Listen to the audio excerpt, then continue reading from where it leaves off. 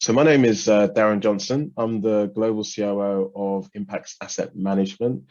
I've been there for quite a few years now, about 14 years, and I'm honored to take part in the Fish Out of Water campaign. So how I normally start talking about myself, I try and frame it with a background and explain. So I'm going to do the same now.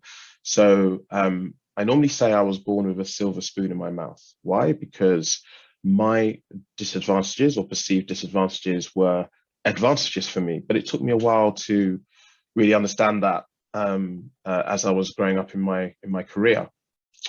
So to set the scene, I was born to Ghanaian immigrant parents.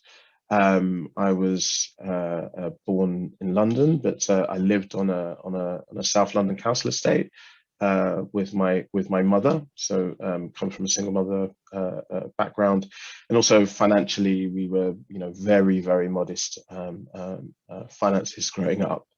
Um, in saying all of that, that was really useful for me because I think it really helped me have different perspectives. Why? Because going to school with all sorts of people, I was raised in Clapham on a council estate there, and I went to school there, but it was quite a mixed school, and so there are people from good backgrounds, people from more disadvantaged backgrounds, and that was great for me to kind of have that mix. Now, fast forward into my career, where I really felt like a fish out of water, was really my first experience working in the city of London. So my first job was in London Bridge, and I worked for a firm who, when I started, I was probably the youngest person. So I chose not to go to university. Reason being was because I felt that experience to be more valued than a degree. And I also felt that doing a professional qualification to what I wanted to do would be more valuable. So for me, I went into work, and going into work, it was interesting because I didn't have anyone that looked like me. And also the way I used to think about how to deal with problems, how to interact and ask questions was completely different to a lot of my colleagues. Why? Because coming from the background I've come from, I learned to be very direct because there's no kind of political correctness, so to speak, growing up in the circumstances that I did. But obviously, in a work environment, that's not necessarily the best thing to do. And also, looking like I did, I felt quite self-conscious. I definitely had the imposter syndrome. Being in the city, why am I here? There's no one that looks like me. Should I be here? Am I good enough, etc.? And I did have issues at work, and that was the issues in the sense of I didn't know how to deal with confrontation. I didn't know how to deal when I felt like I needed more money. There was no there was no strategy for me, and I didn't get a lot of help because everyone used to say to me is that they didn't see any difference. But that's great, but also not great, because if you don't see the difference of me and perhaps my background, you don't appreciate the kind of problems that I might have in navigating the work experience.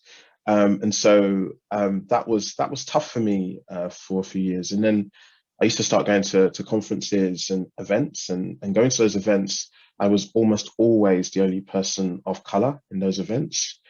And that was tough for me because when I did see people of color, they that look like me, they tend to be doing other types of jobs. So in other words, they may be serving drinks or doing security, etc., which is nothing wrong with that, completely fine. But how it made me feel in that environment, because I started overthinking things. So I'm thinking, how do I feel? I feel a bit maybe embarrassed sometimes to be here. Do I deserve to be here? And I'm thinking, are those people judging me that look like me? Do they think I'm judging them? And what are all the other people thinking? So this is like too much noise going on for a young person in that environment. And that I think held me back a bit, because in the sense that whenever an event finished, I just wanted to leave. I just wanted to get out there because I just felt uncomfortable. Felt like, people probably didn't think I should be there. The people that were there that looked like me were doing a different job. I just felt completely uncomfortable. So it took me a while to embrace my difference and kind of celebrate my difference and own my difference and be very proud that I am different in a room or in circumstances.